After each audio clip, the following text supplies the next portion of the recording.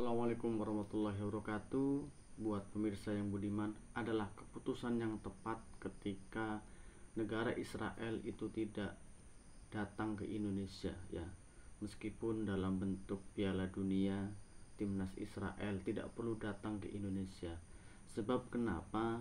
Karena ini tidak sekedar acara, tidak sekedar event, tapi ketika bicara soal Israel, ketika bicara soal Palestina, ini sudah bicara tentang kemanusiaan, tentang kemerdekaan, tentang bagaimana sebuah negara, tentang bagaimana sebuah wilayah itu harus terlepas dari yang namanya penindasan, harus terlepas dari yang namanya penjajahan. Sehingga ketika bicara soal masalah Israel ataupun Palestina, terlebih ketika kita hubungkan dengan Piala Dunia U20, maka sesungguhnya bukan sekedar event olahraga. Nah, pemirsa yang budiman, sehingga kemudian ketika Israel ditolak ya, ketika timnas Israel ditolak, ini tentu adalah keputusan yang tepat. Ini tentu adalah kebijakan yang tepat ya. Karena kenapa? Karena memang Indonesia sebagai sebuah negara sesungguhnya sudah punya komitmen untuk terus mendukung Palestina.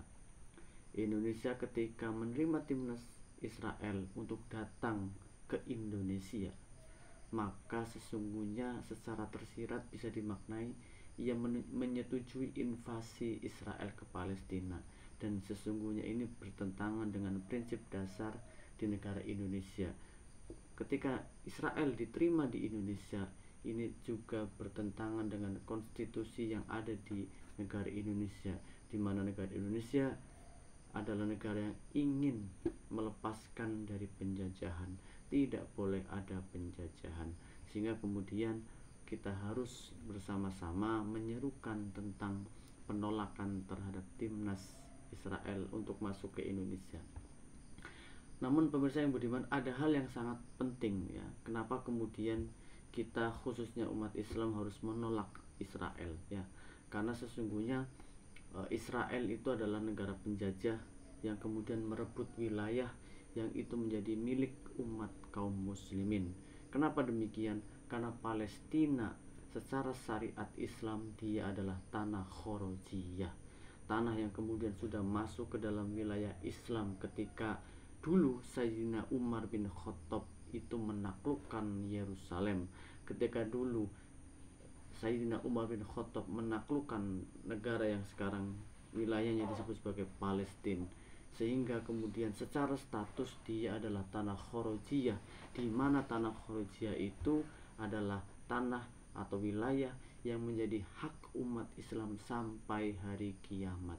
Sehingga kemudian dengan adanya negara Israel di wilayah Palestina, di wilayah Yerusalem, itu sesungguhnya sudah kemudian mengambil hak-hak umat Islam, yang sesungguhnya wilayah Palestina itu milik umat Islam hingga akhir zaman, hingga kiamat. Inilah kemudian alasan yang paling mendasar kenapa kemudian kita harus menolak Israel dalam sebuah bentuk negara.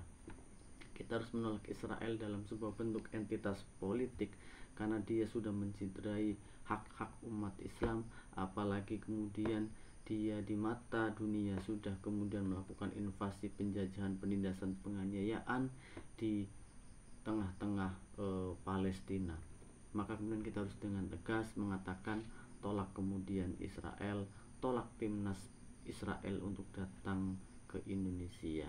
Itu yang kemudian paling tepat, menjadi keputusan yang paling tepat untuk kita semuanya.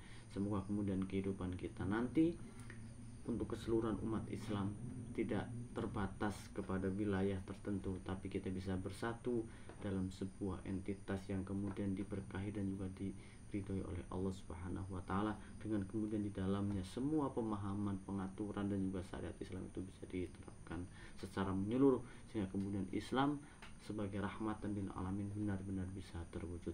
Terima kasih. Selamat berjuang. Assalamualaikum warahmatullahi wabarakatuh.